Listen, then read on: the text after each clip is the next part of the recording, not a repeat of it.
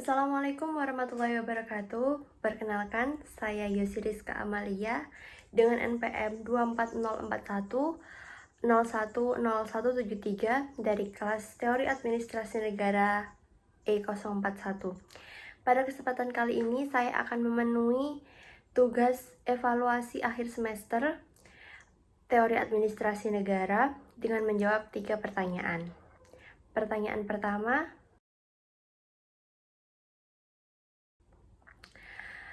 penanganan COVID-19 di Indonesia dengan menggunakan pendekatan networking governance menunjukkan bahwa metode ini diterapkan sebagai respon terhadap kompleksitas kritis yang tidak bisa diatasi oleh pemerintah sendirian. Penyelesaian masalah ini menekankan kolaborasi antara berbagai pihak pada struktur jaringan yang bersifat non-hierarkis. Di Indonesia, aktor utama yang berperan dalam penanganan COVID-19 meliputi pemerintah, seperti Kementerian Kesehatan dan Satgas COVID-19. Lalu, aktor ini berfungsi sebagai pengarah kebijakan dan regulator. Yang selanjutnya ada sektor swasta, seperti perusahaan farmasi, logistik, teknologi, dan media. Mereka berperan dalam berkontribusi dalam penyediaan vaksin, alat-alat kesehatan, dan sebagai platform informasi yang bisa diakses oleh masyarakat. Lalu ada masyarakat sipil. Nah, masyarakat sipil ini juga mengambil peran penting dalam penanganan COVID-19. Contohnya seperti organisasi masyarakat, relawan, dan kelompok agama. Mereka berfokus pada sosialisasi, distribusi bantuan, dan pendampingan komunitas. Lalu juga ada aktor internasional seperti lembaga internasional, yaitu WHO dan UNICEF. Mereka memberikan dukungan teknis, pendanaan, dan vaksin melalui skema COVAX. Dalam pelaksanaan networking governance, terdapat beberapa hambatan yang dihadapi oleh pemerintah dan aktor-aktor lainnya, yaitu dari segi struktur. Seringkali terdapat fragmentasi dan kelemahan dalam koordinasi, di mana kolaborasi antara pemerintah pusat dan pemerintah daerah seringkali menghasilkan kebijakan yang tidak sinkron atau tumpang tindih. Hal ini menimbulkan kebingungan dan konflik pada level implementasi. Lalu ada konflik dari segi kultural, yaitu resistensi masyarakat yang menjadi tantangan. Pada umumnya disebabkan oleh adanya misinformasi dan ketidakpercayaan terhadap pesan yang disampaikan oleh pemerintah. Selain itu, ada juga dari aspek norma sosial yang bertentangan dengan protokol kesehatan yang telah ditetapkan oleh pemerintah.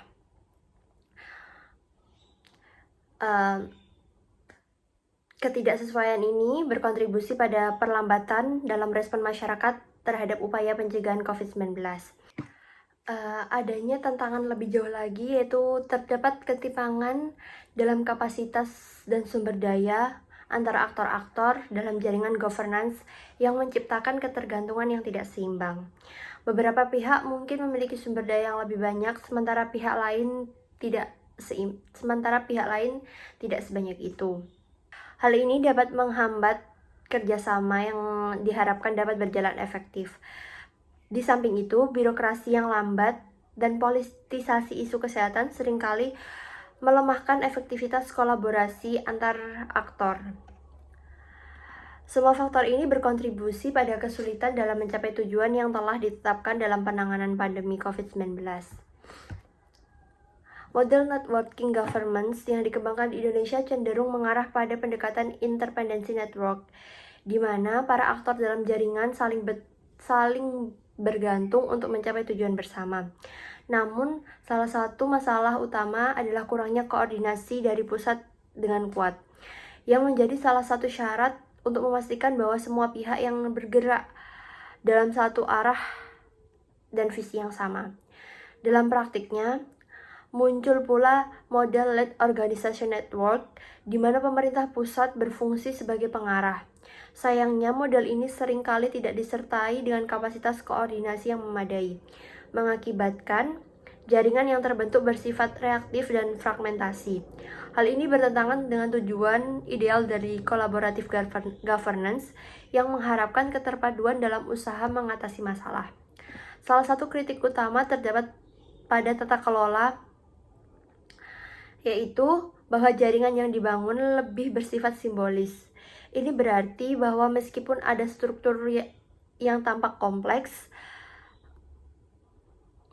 jaringan tersebut kurang mampu mentransformasikan koordinasi yang ada menjadi aksi kolektif yang efektif. Tidak ada tindakan nyata yang dihasilkan untuk menghadapi tantangan yang ada. Oleh karena itu, meskipun secara teori konsep networking governance dinilai tepat untuk menghadapi krisis multidimensi seperti COVID-19, dalam praktiknya Indonesia justru terungkap kelemahan mendasar dalam kapasitas negara untuk mengelola kompleksitas kolaborasi. Hal ini menyebabkan respon terhadap masalah kesehatan publik seringkali tidak mengikuti perkembangan dan dinamika yang ada selama pandemi.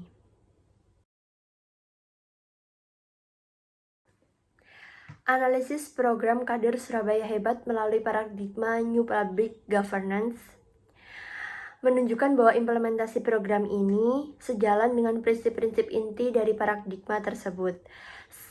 Sambil mengungkapkan berbagai kompleksitas dan tantangan yang dihadapi dalam pelaksanaannya di lapangan, paradigma New Public Governance menekankan pergeseran dari model birokrasi hierarkis yang khas pada New Public Management menuju tata kelola yang berbasis jaringan dengan kolaborasi dari berbagai pemangku kepentingan.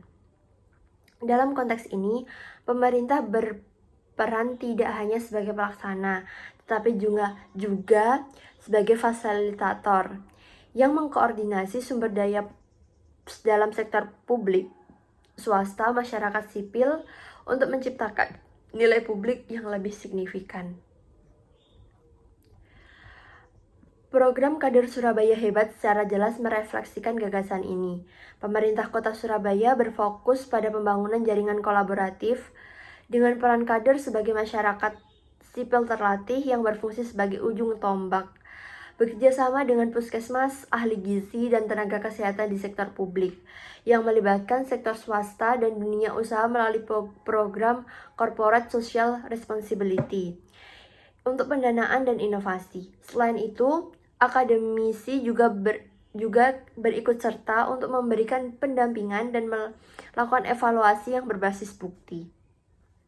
Dalam hal ini, pemerintah beralih dari program pelaksana menjadi pengatur ekosistem, yang diartikan dalam menciptakan platform partisipasi warga, memberikan pelatihan pada kader, serta mengintegrasikan data dan layanan. Fokus program pada penanganan stunting yang dipandang sebagai isu multidimensi, meliputi kesehatan, sanitasi, pola asuh, dan ekonomi. Sejalan dengan prinsip New Public Governance yang holistik dan berorientasi pada hasil jangka panjang, bukan hanya pada output administrasi sementara. Walaupun demikian, penerapan program ini dalam kerangka NPG atau New Public Governance juga mengalami berbagai hambatan struktural dan operasional yang cukup signifikan. Pertama, asimetri pengetahuan dan kapasitas dalam jaringan dapat menimbulkan ketergantungan yang tidak sehat. Kader yang berasal dari masyarakat mungkin memiliki keterbatasan dan kapasitas teknis dan akses terhadap informasi terkini, yang tentu saja berpotensi mengurangi efektivitas pendampingan. Kedua, tantangan terkait koordinasi dan fragmentasi layanan menjadi masalah. Meskipun jaringan telah dibangun, seperti jaringan dari tingkat kota sampai ke RW, lalu jaringan horizontal, jaringan yang dibangun antara dinas kesehatan, dinas sosial, dan pemberdayaan masyarakat lainnya, seringkali terhambat oleh ego sektoral, birokrasi yang kaku, serta sistem informasi yang tidak terintegrasi dengan baik. Ketiga, keberlanjutan program ini sangat bergantung pada komitmen politik dan kesinambungan pendanaan. Keterlibatan swasta melalui CSR sering kali bersifat proyek jangka pendek yang membuat keberlangsungan program tidak terjamin. Hambatan selanjutnya adalah resistensi kultural di masyarakat, seperti stigma yang ada, kepercayaan lokal yang bertentangan dengan sains gizi, dan rendahnya partisipasi ayah terhadap pola asuh bisa mengurangi efektivitas intervensi yang dilakukan oleh para kader di tingkat rumah tangga. Lalu, hambatan kelima adalah beban kerja kader yang bersifat sukarela atau intensif terbatas, berpotensi menyebabkan kelelahan atau burnout yang pada gilirannya bisa mengakibatkan pergantian kader yang tinggi dan mengancam konsistensi program itu sendiri. Secara kritis, program Kader Surabaya Hebat merepresentasikan baik potensi maupun paradoks yang muncul dalam penerapan New Public Governance di Indonesia. Di satu sisi, program ini mencerminkan kemajuan dalam mendemokrasikan layanan publik melalui pemberdayaan masyarakat. Namun, di sisi lain, program ini masih terjebak dalam logika pemerintahan sentris, di mana pemerintah kota tetap menjadi pengendali utama jaringan, bukan sekedar mitra yang setara. Resiko kegagalan tata kelola ini dapat muncul jika kolaborasi ini hanya bersifat prosedural tanpa membangun kepercayaan yang solid, akuntabilitas timbal balik, dan pembagian kewenangan yang nyata antara semua aktor yang terlibat dalam program ini.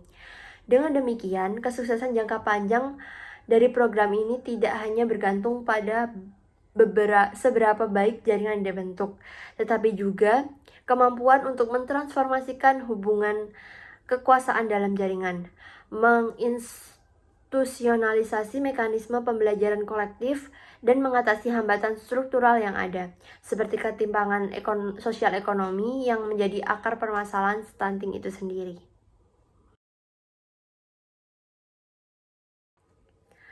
Secara teori, New Public Governance dianggap sebagai alternatif yang lebih relevan dibandingkan dengan paradigma sebelumnya, yaitu Old Public Administration, yang bersifat birokrasi dan otoriter. Serta New Public Management lebih berorientasi pada pasar.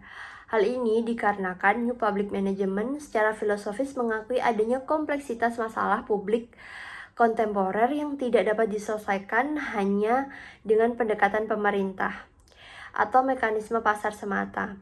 Paradigma ini muncul sebagai respon terhadap kelemahan OPA yang cenderung kaku dan hierarkis dalam menghadapi dinamika sosial, serta keterbatasan NPM yang sering kali mengabaikan nilai-nilai kolektif, keadilan, dan koordinasi akibat fragmentasi layanan yang terjadi. New Public Governance menawarkan kerangka kerja kolaborasi yang melibatkan berbagai pemangku kepentingan seperti pemerintah, sektor swasta, masyarakat sipil, dan komunitas dalam jaringan interorganisasional yang lebih fleksibel.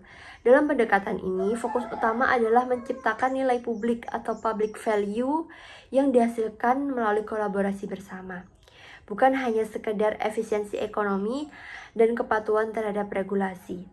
Dalam teori New Public Governance, kapasitas negara modern terletak pada kemampuan yang melakukan pengaturan dan memfasilitasi pemanfaatan sumber daya sosial, bukan hanya pada kapasitas untuk memproduksi secara langsung.